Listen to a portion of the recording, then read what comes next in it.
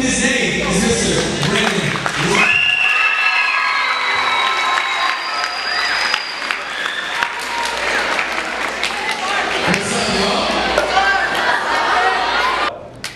Steps to being Brandon Leake. 1. Be named Brandon Leake. 2. Be born on May 4th, 1992 with an extremely large head. Sorry about that, Mom. 3. Be born to a mother who has a heart of gold and just pray that she has the Midas touch for her. Be born and raised in Southside Stockton, in a cave filled with hard rocks that when pressed become gem spots. Be born with brown skin. This excessive amount of melanin will surely dictate much of your future. Make sure y'all remember these steps. See, I'm only longing to be a Superman. The one that saves the day, and you could be my Lois Lane, because I want to be a never-ending oasis. Oh wait, no, better yet, a river that flows rapidly with passion, because I want to be the water that quenches the thirst that you hold in your throat until we elope to remain together forever, because I don't merely want to be something that you stop by to seek refreshment in your desert. But instead, I want to walk by your side as we ride into eternity.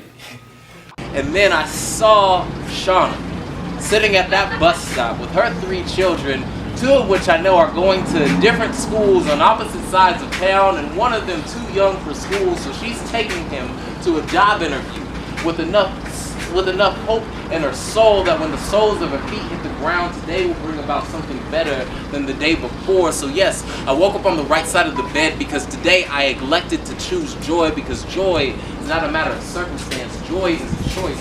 So what will you choose to put in your cup in the morning?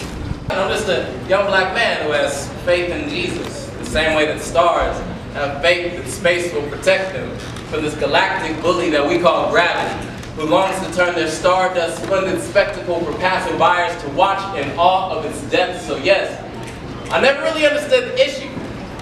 And then I went on Facebook, right? And like normally death don't bother me. I mean, I've seen my fair share of moments where a 6-foot hole has been a safe haven for a soul in this mortal game of hide and go seek, but there's something real different about Alton Sterling. I couldn't help but think that I was seeing a mirror image of myself being gunned down simply for selling CDs. Or maybe it was for daring to be more than what those cops thought him to be. Or maybe it was simply because he was black, and in that moment I better understood my mother's greatest fear, is that every time I leave her home, on the other side of that phone will no longer be a son, but be America's next most popular hashtag. But anyway, this tour must go on. If you'll notice, you'll see none of our homes above ground. Because here at 6 and Nightingale, we firmly believe in placing all of our homes underneath ground, because our community better embraces those that are 6 feet deep. So we get you started early. But what you will notice is our lavish plush lawns of grain that's made up of an enticing combination of kush and cash, because nothing better accompanies a high than consumerism. Yes. On Sundays they tell me we ain't in no religion, but instead we in a relationship. And in a relationship you do things for your partner, not out of obligation, but instead out of long-lasting infatuation. And if this is true, then y'all help me track this train of thought. I love God.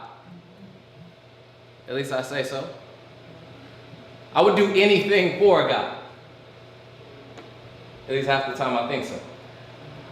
But if I'm being real, my thoughts, words, and actions don't always align with that statement, so logically my mind begins to wonder, am I faking?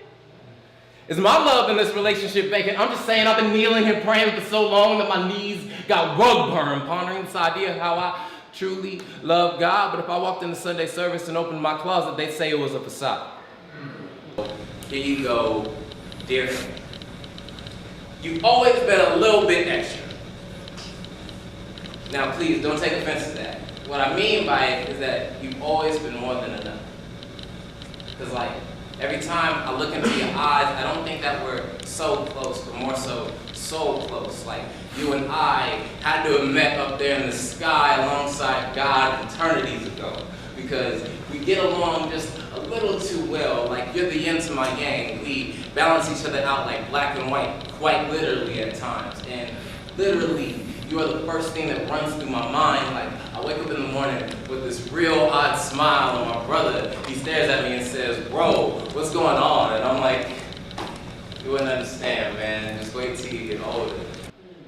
Like every time I gaze into it, I see something there that I never saw before, and I know it's you, burrowed deep inside the very fiber of my being, like a latent mutation slowly making its way to the surface, as I'm attempting to completely cleanse chromosomes of your existence, because I just can't get a grip on this perpetual identity crisis, and that's why I'm here, on this internal mission to seek and destroy every semblance of you. Every thought I ever had of you goes straight to the flames. Incineration is the only compensation for all these years I've wasted. But any good soldier would tell you to ensure victory, you must first know your enemy. So one of the biggest things that we can do is the love that we long to receive, we can give. There's this thing called planting, in which, I don't mind, don't worry about it.